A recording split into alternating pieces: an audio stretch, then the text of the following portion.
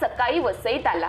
एका खाजगी कंपनीच्या ओला वाहन चालकाने रस्त्यात खेळत असलेल्या एका 6 वर्षीय मुलाच्या अंगावरून गाडी नेली।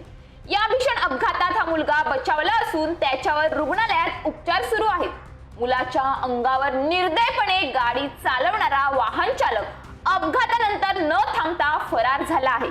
वालीव पोलीस या चालकाचा शोध घेत आहेत।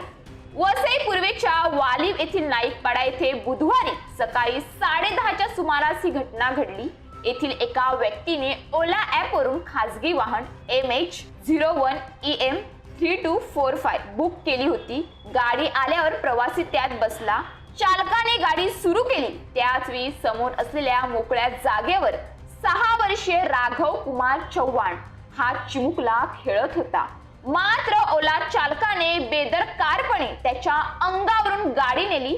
चाकाखाली मुलगा आल्याचे त्याच्या लक्षात आल्यानंतरही गाडी चालक थांबला नाही आणि भरधाव वेगाने पुढे निघून गेला।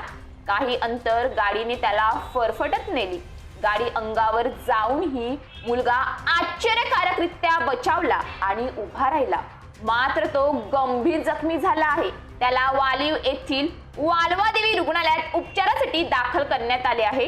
त्याच्या पाठीला 14 आणि कपाळावर 9 टाके आले आहेत।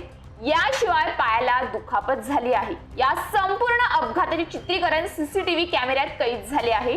मिळालेल्या माहितीनुसार आम्ही ओला चालकाचा नंबर शोधून त्याला फोन केला, मात्र त्याने जे करायचे ते करून घ्या असं उत्तर दिल्याचे जखमी मुलाच्या आईने सांगितले।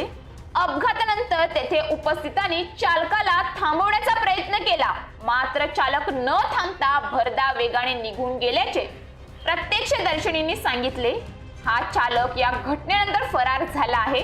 आम्ही या प्रकरणी गुन्हा दाखल केला असून आरोपी चालकाचा शोध घेत आहोत, अशी माहिती वालीव पोलीस ठाण्याचे पोलीस उपनिरीक्षक आशुतोष चव्हाण यांनी दिली आहे।